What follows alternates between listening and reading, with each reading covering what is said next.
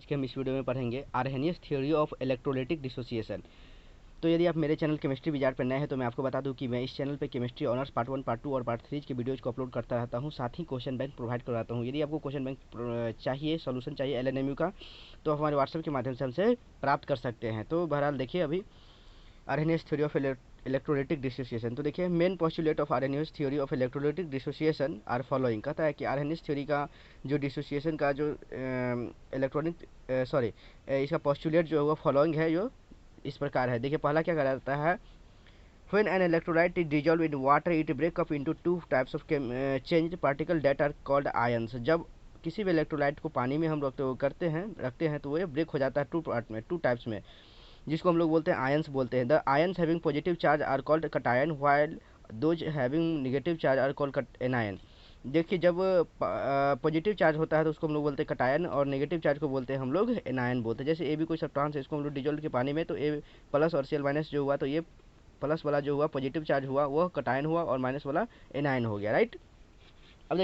अब दूसरा क्या कर रहा है, दूसरा ये कर रहा है कि the total charge present on cation in the solution is equal to opposite to that on the anion, the solution as a whole is electrically neutral. कहता है कि टोटल चार्ज जो होते हैं किसी कटायन में वो इक्वल होते हैं बट अपोजिट होते हैं एनायन की अपेक्षा, इसीलिए सॉल्यूशन जो होता है वह इलेक्ट्रिकली न्यूट्रल होता है, राइट। अब तीसरा क्या कर रहा है, तीसरा ये कर रहा है आपको सिंपल क्या करना है, नोट डाउन कर लेना है, राइट। आपको सिंपल नोट डाउन कर लेना है, उसको याद करना है, बस आपको सिंपली याद हो जाएगा। देखिए तीसरा क्या रहा है, the ion are free to move and under the influence of electrical field are directed towards oppositely charge electrodes, cation move towards cathode and anion move towards anode. कहता है कि आयन जो होते हैं वह फ्री मूव करने free होते हैं under the influence of electrical field में मूव करने में ये फ्री होते हैं।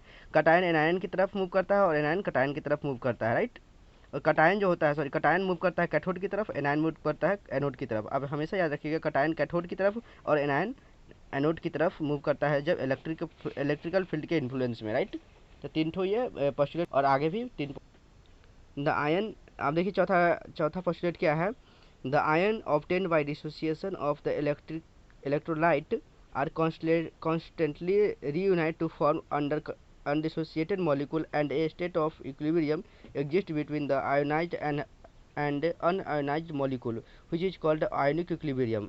तो आप सिंपल पॉइंट को लिखते जाइए, उसको समझते जाइए और याद करते जाइए। पांचवा क्या कर रहा है, देखिए पांचवा कह रहा है कि the electrolyte at a given concentration may not be completely ionized।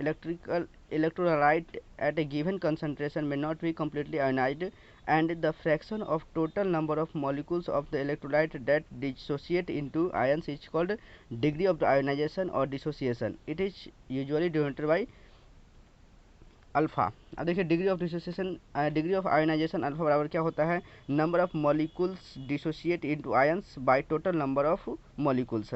छठा क्या है, the property of electrolytic solution are the properties of the ions produced. The property of electrolytic dissolution are the properties of the ions produced. सातवां क्या रहा है कि the ions of ionization depends upon the following factor. Degree of ionization जो होता है वो चार चीज़ पे ये डिपेंड करता है। पहला नेचर ऑफ इलेक्ट्रोलाइट, इसमें क्या कहता है, some electrolyte are highly ionise strong electrolyte, जिसको कहते हैं जैसे HCl हो गया, सोडियम क्लोराइड हो गया, हाइड्रोक्लोरिक अम्ल हो गया, while other NH4 ammonium hydrate और acetic acid are poorly ionised, है ना। नेचर ऑफ इलेक्ट्रोलाइट पर भी डिपेंड करता है कि यह हाईली आयोनाइज्ड है या वीकली आयोनाइज्ड है। दूसरा डाइल्यूशन पर डिपेंड करता है, डिग्री ऑफ आयोनाइजेशन कहता है degree of ionization increases with increase in dilution. Degree of ionization जो है इंक्रीज करता है जब इन डाइल्यूशन में इंक्रीज किया जाता है। तीसरा है टेम्परेचर पे भी डिपेंड करता है, as a temperature increases more then molecule split into ions and again it increases with temperature.